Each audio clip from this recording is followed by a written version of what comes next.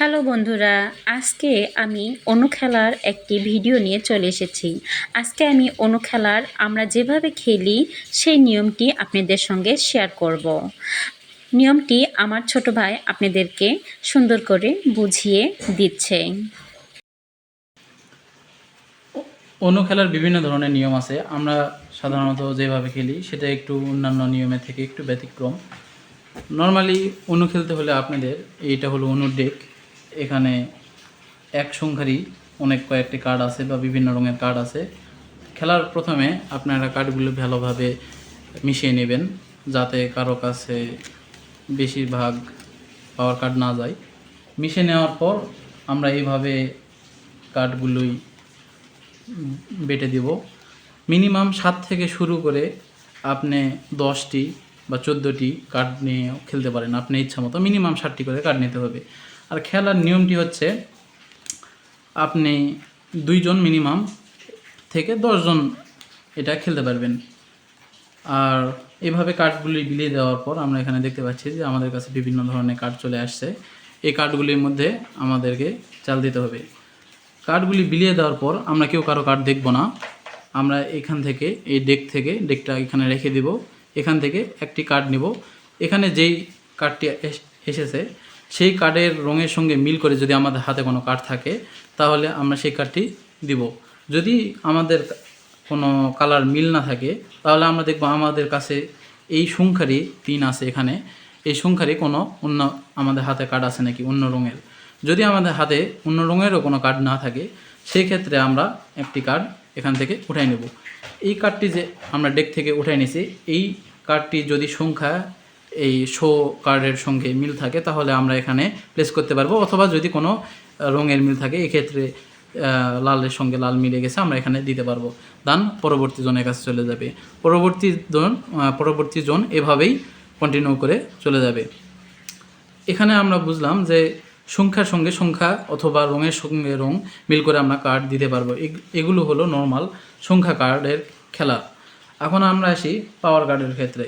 Power card এখানে 4 ধরনের আছে। একটা হলো স্কিপ কার্ড, সুবিধার জন্য এখানে আলাদা করে পাওয়ার কার্ড গুছিয়ে নেওয়া হয়েছে।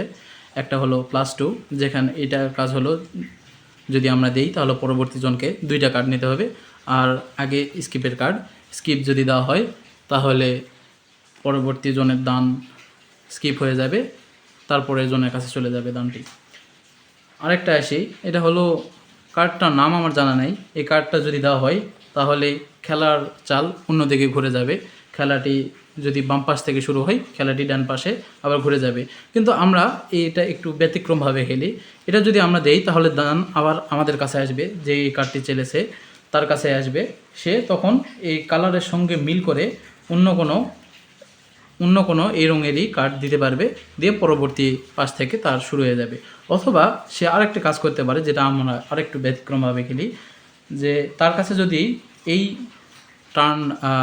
টার্ন স্কিপের যদি আরেকটা কোনো কার্ড থাকে তাহলে সংখ্যার চিহ্নের সঙ্গে মিল করে আমরা আরেকটি কার্ড এখানে দিতে পারবো। দেওয়ার পর এই কার্ডের রঙের সঙ্গে আরেকটা কার্ড মিলিয়ে বা এইভাবে আমরা আরেকজনের কাছে দান পার করে দিতে পারবো।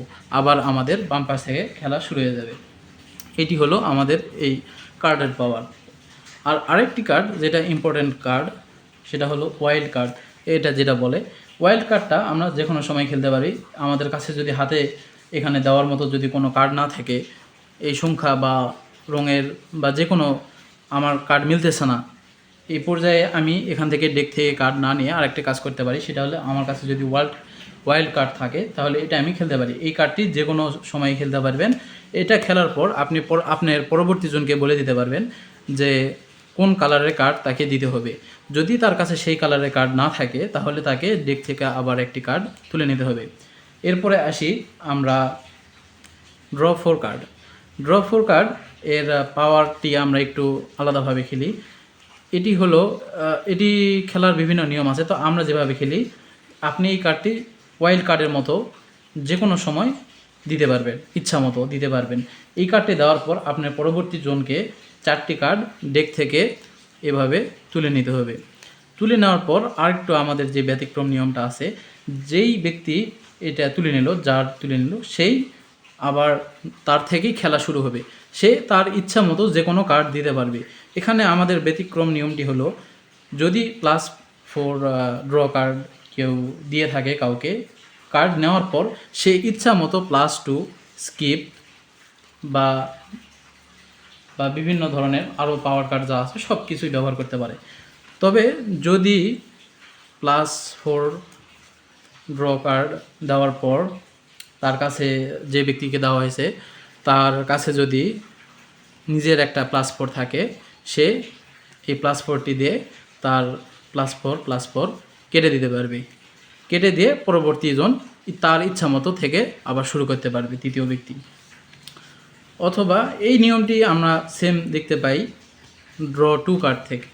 যদি কাউকে ড্র 2 কার্ড দেওয়া হয় এবং যে ব্যক্তিকে ড্র 2 দেওয়া হয়েছে তার কাছেও যদি অন্য কোনো রঙের বা ড্র 2 থাকে বা সেম রঙেরই থাকে, সে ওইটা দিতে পারবে। এবং যদি না থাকে তাহলে ড্র 4-এর মতো সেম নিয়মে আমাদের ডেক থেকে 2টি কার্ড নিতে হবে এবং যেই ব্যক্তি নিয়েছে সে ইচ্ছা করলে তার কার্ড দিয়ে খেলা আবার শুরু করতে পারে।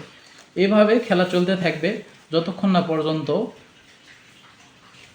একটি ব্যক্তির একজনের সব কার্ড শেষ হয়ে গেছে।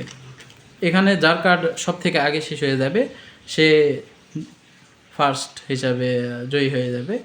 আর আরেকটি নিয়ম আছে, যে নিয়মটা হলো যে যদি কারো কাছে লাস্ট 2টা কার্ড থাকে, যেমন এখানে ধরে নেন আমাদের কাছে লাস্ট 2টা আছে কার্ড, তাহলে তাকে লাস্ট 2 কার্ড দেওয়ার আগে উনো বলতে হবে। এটা বলার কারণ হলো সবাইকে সতর্ক করে দেওয়া যে আমার কাছে আর একটা কার্ড আছে। এটা যদি কেউ না বলে, তার পরের ব্যক্তি বা টিমের মধ্যে যদি কেউ ধরতে পারে যে সে তার লাস্ট 2 কার্ড দিয়েছে, মানে লাস্টের আগের কার্ডটি দিয়েছে কিন্তু উনো বলেনি, সতর্ক করে দেয়নি সবাইকে, তাহলে তারা 2টি কার্ড ড্র করে নিতে বাধ্য করতে পারবে। এটা পেনাল্টি। তো এইভাবে লাস্ট কার্ডটি যদি মিলে যায় কারো দিয়ে, তাহলে খেলাটি শেষ হয়ে যাবে।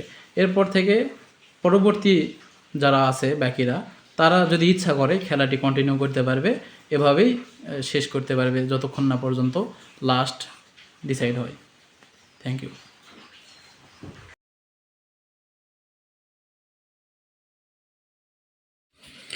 অন্য খেলার এই নিয়মটি আপনাদের কেমন লাগলো অবশ্যই কমেন্টে জানাবেন।